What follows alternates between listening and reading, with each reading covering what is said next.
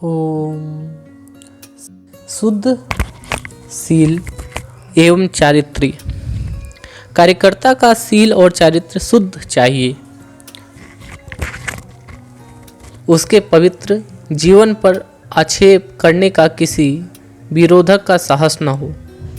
वैचारिक विरोध वह भले ही करे, परंतु अपने कार्यकर्ता के विशुद्ध शील एवं चारित्र्य के विषय में कहने का उसे साहस न हो। इसके लिए अपने संग निर्माता का उदाहरण अपने सामने है। कितना शुद्ध और सबके लिए विश्वास पात्र ऐसा उनका जीवन था। इसका एक उदाहरण मुझे स्मरण आता है। सन 1934-35 की बात होगी। कांग्रेस विभक्त हो गई थी। शायद उसकी जन्मपत्री में ही विभक्तिकरण होगा। उस समय उसके दो दल बन गए। एक दल के नेता एक प्रसिद्ध बैरिस्टर थे और दूसरे दल के नेता डॉक्टर मुंजे थे। ये दोनों एक दूसरे के विरोध में 1935 में एक चुनाव में खड़े हुए। वे बैरिस्टर बहुत बुद्धिमान और चतुर थे।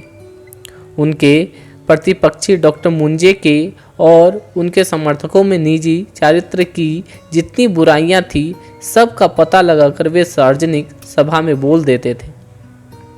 डॉक्टर मुंजे के समर्थकों में अपने पूजनीय डॉक्टर जी भी थे। अपने पूजनीय डॉक्टर क्रांतिकारी थे। उनके उन दिनों की देखभाल डॉक्टर मुंजे ने की थी, इसलिए दोनों का बड़ी आत्मीयता का संबंध था। इस आत्मीय संबंध के कारण डॉक्टर मुंजे की सार्वजनिक सभा में अपने पूजनीय डॉक्टर उपस्थित रहते थे और उनकी उपस्थिति में डॉक्टर मुंजे का भाषण शांति से सुन लेते थे। बैरिस्टर साहब ने सोचा कि डॉक्टर हेडगेवार को भी यदि संभव हो तो समाज में अप्रतिष्ठित कर देना चाहिए। इसलिए उनके पूर्व चरित्र का पता लगाने का पूरा प्रयास किया गया। अंत में उन्होंने एक सार्वजनिक सभा में कहा, मेरे विरोधी डॉक्टर मुंजे इतनी गर्जना करके जिनके आधार पर बोलते हैं, उस डॉक्टर हेडगेवार को भी मैं समाज और सामाजिक जीवन से हटा देना चाहता था, परंतु उनके विरुद्ध बोलने के लिए मेरे पास कुछ भी नहीं है। अपने डॉक्टर साहब के चारित्र के विषय में उनके विरोधकों में भी विश्वास था।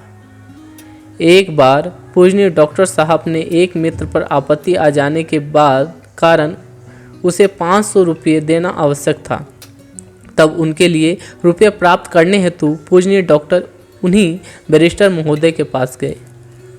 उन्हें पूर्ण बात समझा दी और कहा कि मुझे 500 रुपये चाहिए। बैरिस्टर महोदय ने तुरंत 500 रुपये ला दिए। अपने डॉक्टर जी ने कहा, भाई साहब कागज़ ला दो, मैं रसीद या प्रोमिसरी नोट लिख देता हूँ। तब बैरिस्टर साहब ने कहा, भाई इतना मत करो। अगर किसी को पता चल गया कि मैंने डॉक्टर हेडगेवार से 500 रुपये के लिए रसीद ली तो सारे नागपुर के लोग मुझे दूषण देंगे। ऐसा पवित्र हृदय, चारित्र और शील अपने कार्यकर्ताओं का होना चाहिए।